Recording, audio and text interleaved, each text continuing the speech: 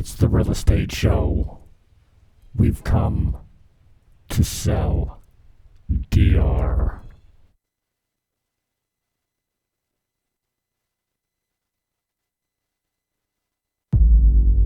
Am I still on?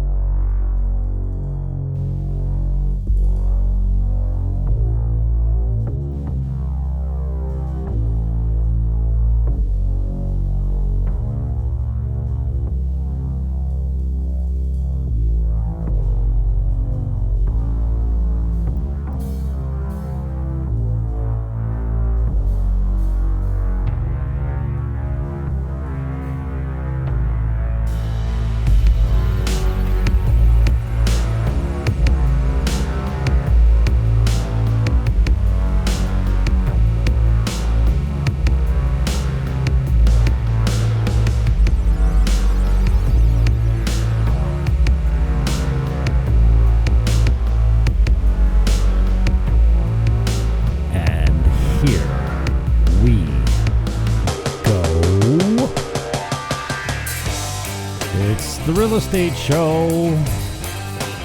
We're going to hit North American real estate and what's going on down in the Dominican Republic and why you should invest here. Welcome aboard.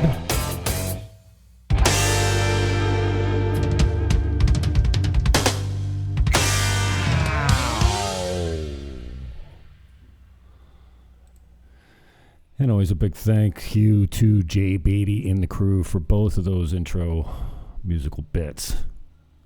Thanks, Beatty. You're the man.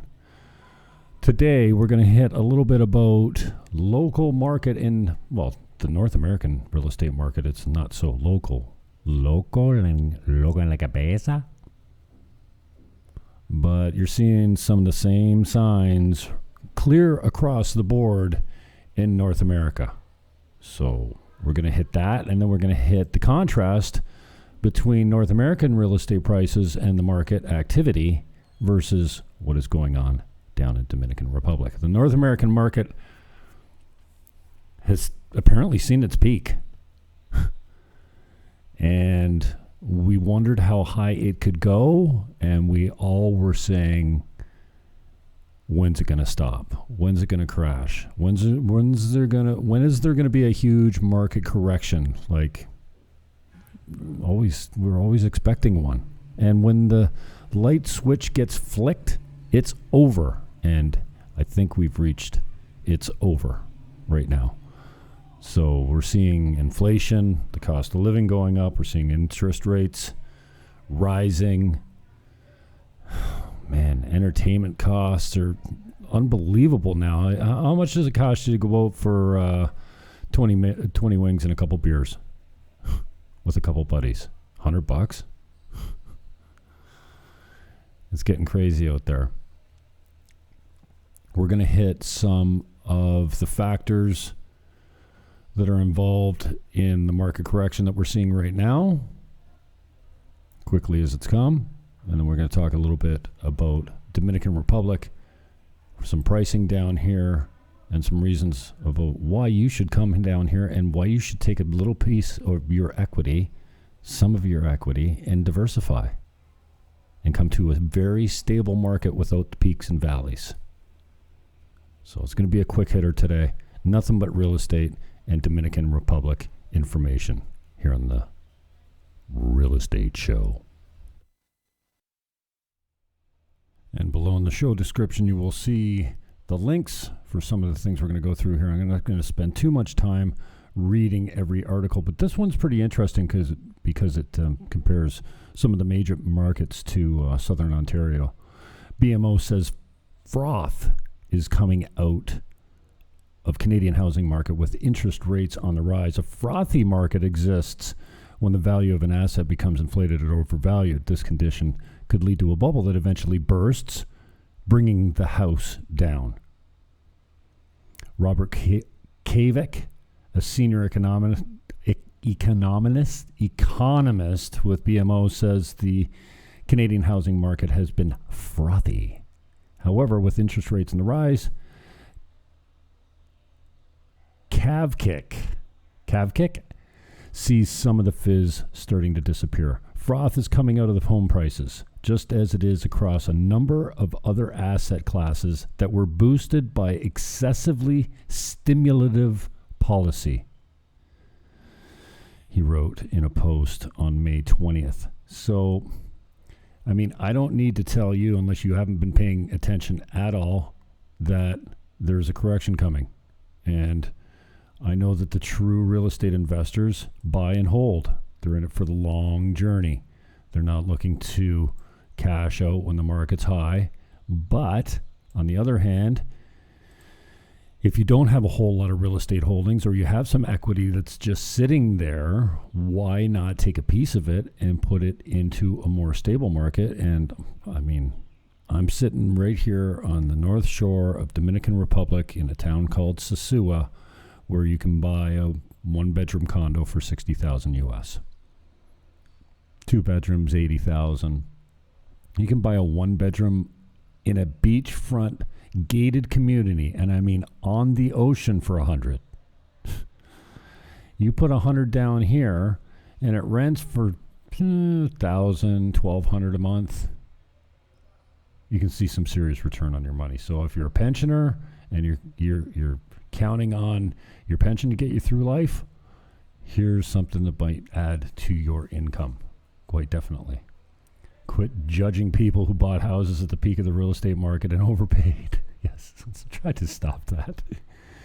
Bidding war no more. How to make an offer in Canada's cooling housing market. Buyers are feeling a little bit more comfortable now. This is interesting. How real estate investors and speculators help trigger the onslaught of soaring interest rates. How about soaring prices? What triggered the soaring prices? Maybe illegal offshore money that we don't keep track of? Oh, don't get political. Post haste. Housing affordability suffers worst decline since 1994. We're feeling it. Rents are through the roof. Bank of Canada's rate hike comes as no surprise for BC real estate. You know, it is no, don't go there. It's political again. Jeez. Rate hikes are cooling. This is from the Toronto Star. Cooling Toronto's real estate market, but some home buyers feel the chill more than others. Oh, who might that be? Worry. Buyer's remorse high as real estate markets slow down. The real estate market slowdown materializes. So this is just a good indication of what's happening in North America that we've been calling for a long time. We knew it was going to end at some point. And many indicators in North America are pointing to a serious correction. We've got everything that is in place for a serious correction where we normally feel it, and this one might be a little bit more painful than we're used to. But okay, now we'll get on to some Dominican Republic. This post is made by Casa Linda. Again, the links will be in the show description wherever you're watching this. And please help out the algos, especially for the new channels, Buying Dominican Republic on YouTube and at Buying Dominican on Twitter. We're broadcasting live there. I don't do that often because I like my bigger accounts where I get more action, but we're building these, so we're broadcasting this live on both channels. Casa Linda wrote this post, thinking of moving to the Dominican Republic permanently. Here's what you need to know. And I'm not going to claim to be the expert. I've only been here 7 months, but let me tell you what I've grown to know true. Grown to know? True. Jesus. I need a drink. I'm recording this at 11:12 in the morning because it's going to be hot as Haiti in here at 8 o'clock, 7 o'clock, when I usually do, this Thursday morning, when I usually do the Jim Fannin show. So I'm pre-taping this, and my guest today was Eric Matheny. He had to reschedule. So Eric will be on next week, next Thursday, on the Jim Fannin show at 8 p.m. Eastern. So we already talked about the North American market. It looks like it's seen its peak. And DR is stable and rising. So a couple things about DR prices. So when the crash came in 2008, they were flat. They didn't get beat up. They stayed flat for almost 10 years. And then in 2018, it started to rise until COVID hit, and then they went flat again. So it looks like the worst punishment you can get in the Dominican Republic right now with a brisk market and rising real estate prices that we're in right now. And we see evidence of people being able to buy, improve, and flip and make some money, just like you could in the North American market before it went crazy. It'll take you some time to adjust to the pricing down here because it's much, much cheaper. Cost of living's cheaper. Real estate prices are cheaper. Fuel's cheaper, for crying out loud. I've been here 7 months and gasoline prices have risen 20 cents a gallon in 7 months. What have you done? What have you felt in the last 7 months where you're living? And we're seeing inflation, cost of living hurting you in North America. Mortgage rates are on the rise. Bank interest rates are nominal. I mean, that hasn't changed forever. And it's costing you a lot more just to go out for entertainment, go to the movies, get a bucket of beer and some wings. We've got a place down the street that gives Fridays 50 wings, 1,000 pesos. That's basically $20. 50 wings, $20. Yeah, it's Crazy Ranch? Yeah, Crazy Ranch. And for the purposes of this broadcast, all prices are USD, American dollars. So when you first come to Dominican Republic, as soon as you land here, you get the same rights as a nationalized citizen does. And actually applying for citizenship, if you'd like to do that, is possible as well. You can enjoy 100% ownership in any property that you purchase. You don't need to get out of the country after 90 days, like some places like Mexico. Mexico, you can't own 50% of a property. You can only own 49% of a property, from what I understand, and a national's got to own the other part. So Dominican has much less in the way of restrictions. One, on how long you stay. Two, there's virtually no real estate taxes here unless you're over a certain price point. We'll get into that later maybe. And there's not significant income taxes to speak of down here. In fact, you can apply for a 10-year waiver or deferral of property taxes and income taxes on the property that you're renting out. So it's your business whether you want to report the income to your native country's government, but down here, man, there's just very little restrictions. There's no restrictions on how long you can stay. I know many expats down here that have been here 20 years and never applied for citizenship. So you don't have to leave every 3 months like you do in other places. Currency exchange and import is quite easy. Business regulations are, well, there are none. You don't need a liquor license to sell booze. You don't need a health license to sell food. You don't have regular spot checks of the authorities coming by to check you out, unless they're the police, and then that's a whole different story. But pretty much you are able to do whatever you want down here. Now, if you're employing Dominican Republican, if you're employing Dominicans, Dominican Republic nationals, then good for you. If you're opening a business that takes jobs away from Dominicans, probably they're not looking so kindly on the gringo that's taking jobs from the natives. But you don't see that very much.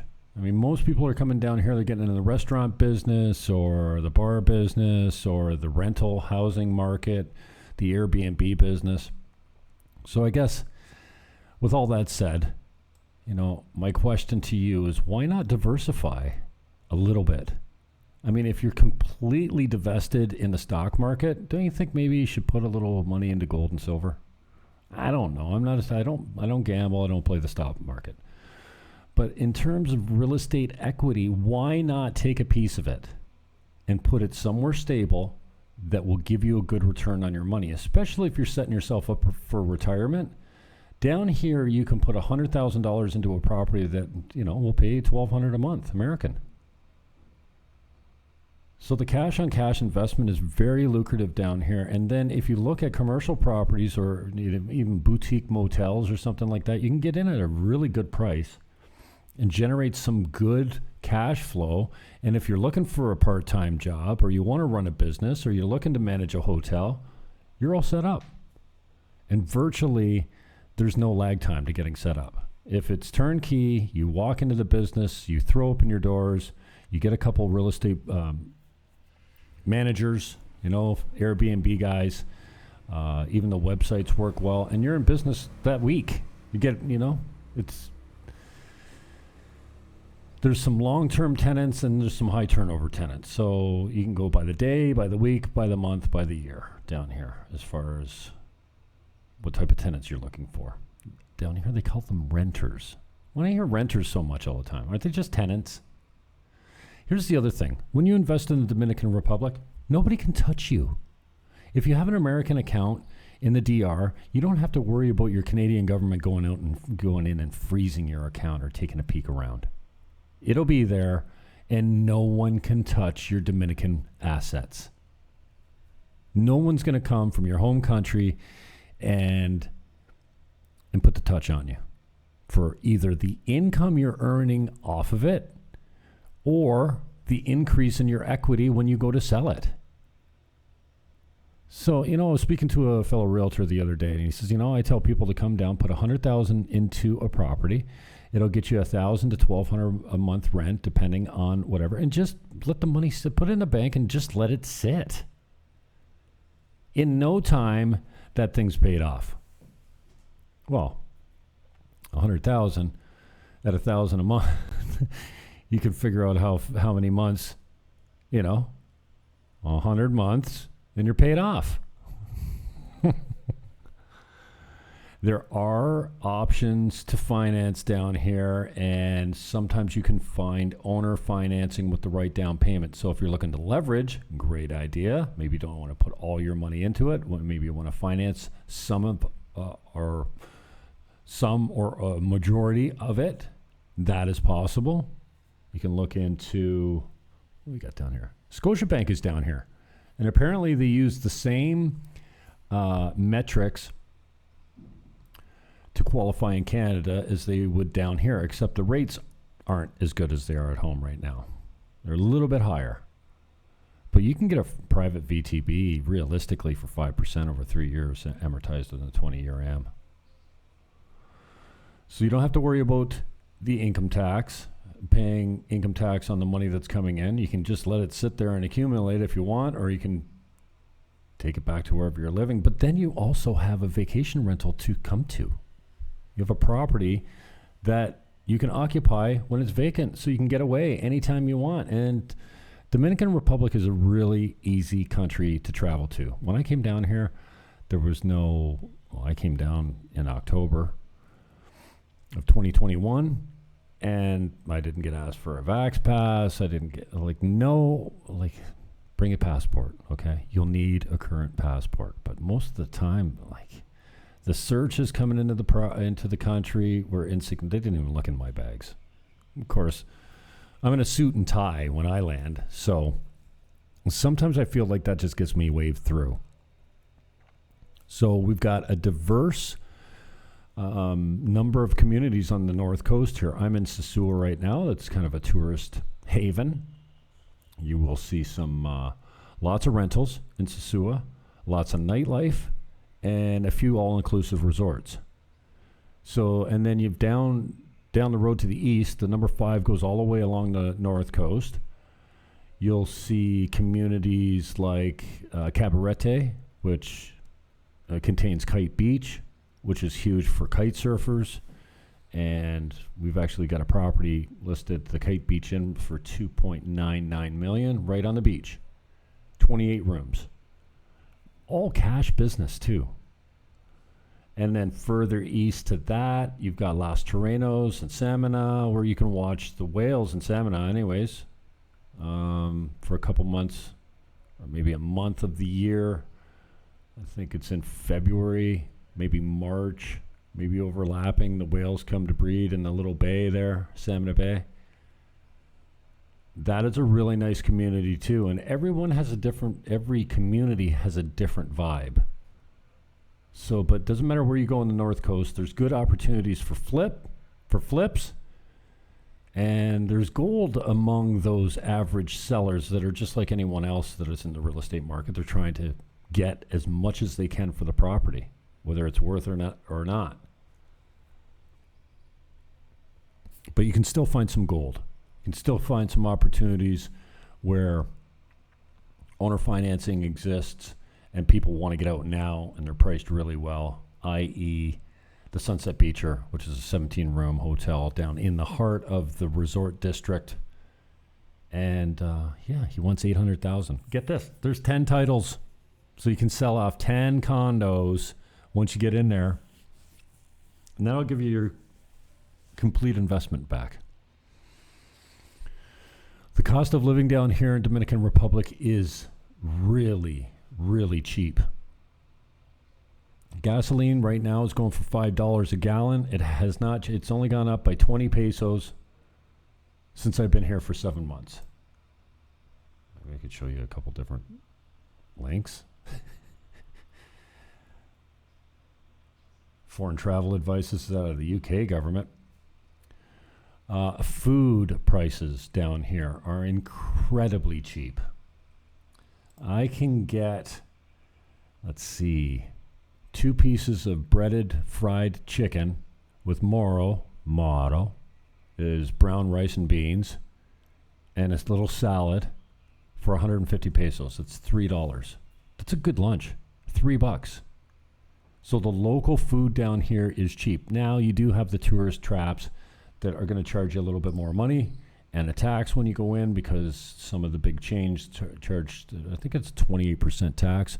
10 is supposed to be for a tip, and 18% is for, I don't know, some sort of tourist tax of sorts. But the little mom and pop shops, they don't charge tax. Lilo Chicken is down the street from me, and I get 6 pieces of chicken and a large macaroni salad delivered to my condo for 400 pesos. And I always give them a little tip to give to the girls back at the I want to call it a restaurant, but it's a roadside kitchen, basically. So the food prices are really, really inexpensive here. You can eat very cheaply. And, I haven't seen the store shelves getting cleaned out since I've been here. You've got tons of fresh fish, fruits, produce. And the other thing is, labor down here is super, super cheap. So if you're doing renovations on some of these buildings or real estate or anything that you need done, even bike, somebody blew their engine the other day, and it cost them $1,000 American to put a brand new engine in it. 1,000 American? I don't know how much it costs you to change an engine in Canada. It's got to be $3,500, maybe more. I don't know. So yeah, lots of inexpensive fresh fish. You can buy it straight from the fishermen every morning when they come off the boats. Coconuts and pineapples and all kinds of local fruits, mangoes, bananas. I mean, it's super, super cheap because they're local. So yes, in the grocery stores, you're going to pay a little bit more for your Haagen-Dazs that comes in from the United States. Anything imported is going to cost you a little bit more money. Transportation costs down here are unbelievable. They're cheap. Not only is gas very decently priced, but you can get a guagua that goes from here to Los Terrenos basically for, 100 pesos. You can go from here to Puerto Plata for 50. You can take the shared taxi. And then there's motos too, as you can hear in the background.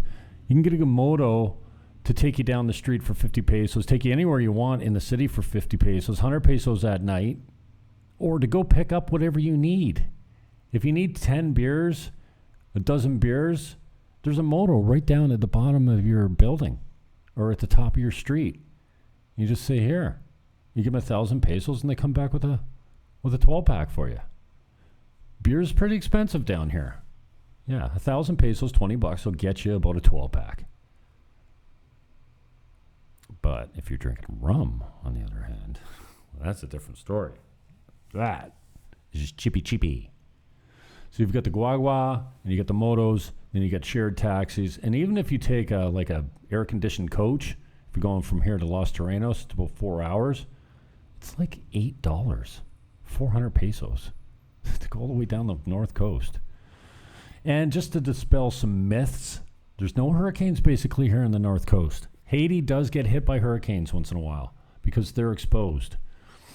But right here, we have a reef and we have mountains that carves the hell out of hurricanes when they come up. So they go around us, or they get beat up and cut up when they come over the land or over the mountains or what have you.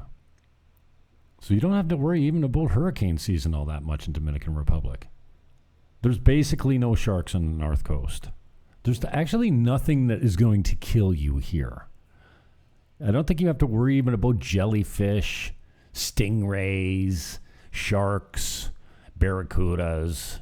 Like, there are very few shark sightings, let alone, deaths here in Dominican Republic, at least on the north coast. It might be a little different on the south coast. I can't speak to what the shark population's like on the south coast. It might be a little higher, but for the most part, Dominican Republic's really safe with that stuff. You can swim in the ocean anytime and feel safe.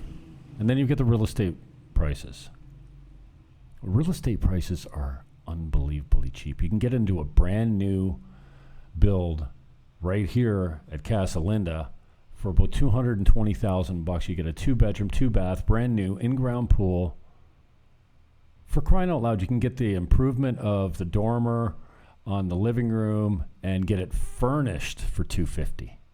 And you can get terms on that too. So in phase 12, which is Casa Linda's new phase, $25,000 holds your lot until January when they break ground. Then you need 35% down less than $25,000. Then it delivers, and then there's a couple other payments in between. Before you close on it, you do a final inspection. Then you transfer the last 10%. You take possession in July of next year.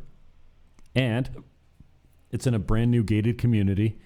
Construction will be done in 2 years tops. It's selling out fast. If there's even a lot left, they released 88 lots about a month ago, and if there's one left, I'd be surprised. But touch me up if you're interested. We'll hook you up. So don't be afraid. There's not much that's going to kill you down here. There's not poisonous snakes to be, unless you live in the jungle. There's nothing that's going to hunt you as a human being. And healthcare down here, despite what you might have heard, I haven't experienced it firsthand, but healthcare is pretty good down here. And it's reasonable. If you want coverage, it'll cost you $1,500 a month. Or $1,500 a year, sorry.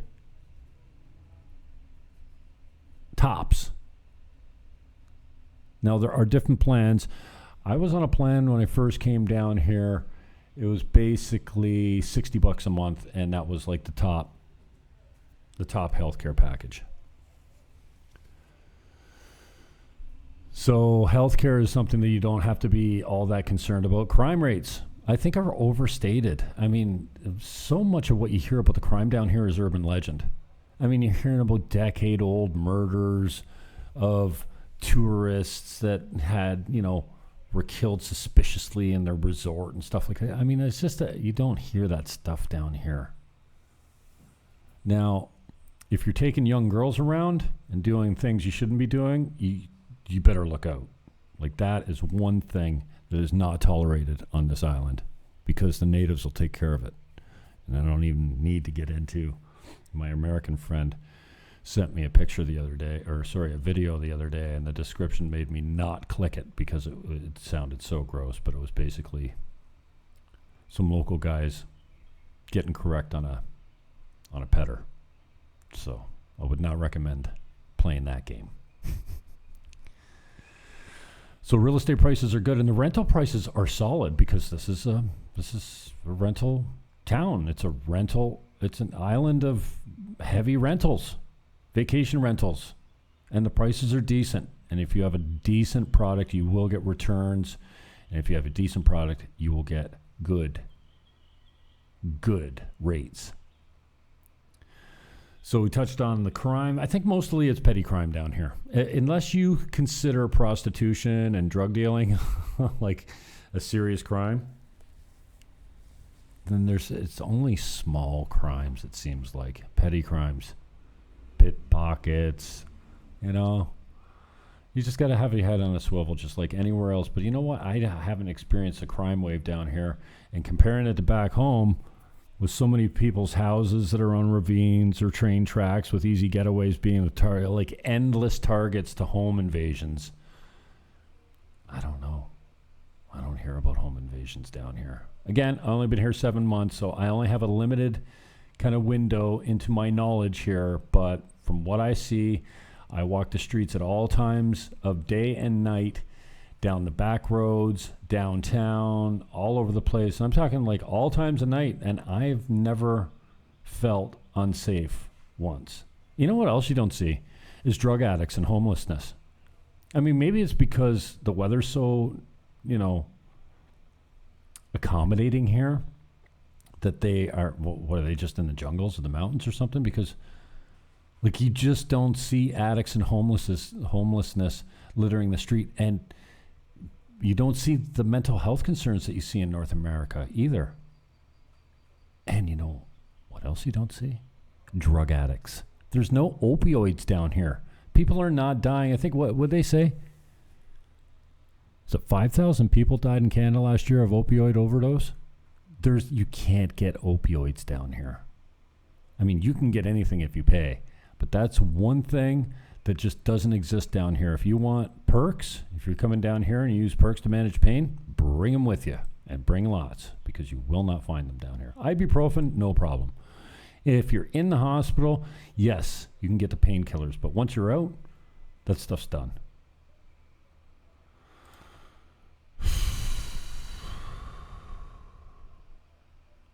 Links are in the show description below.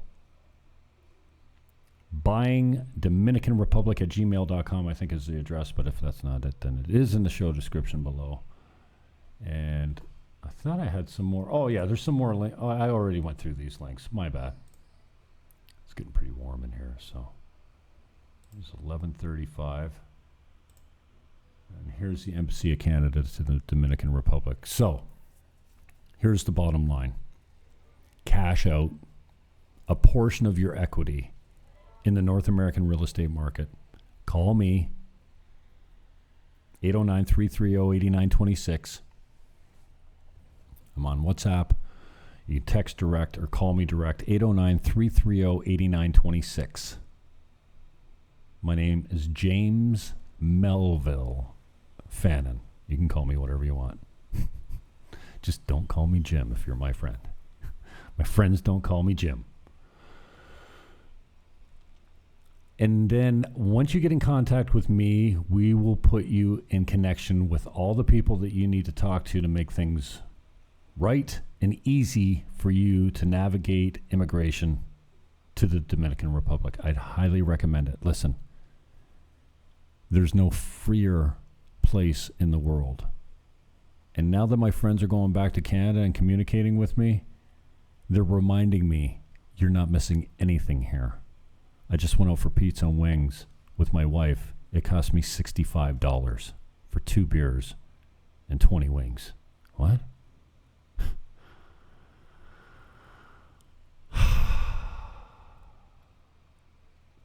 Experience the freedom of Dominican Republic. Cash out a little bit of your equity and put it in a market that's stable, that doesn't suffer the peaks and valleys, and where a small investment can give you a really nice return on your money.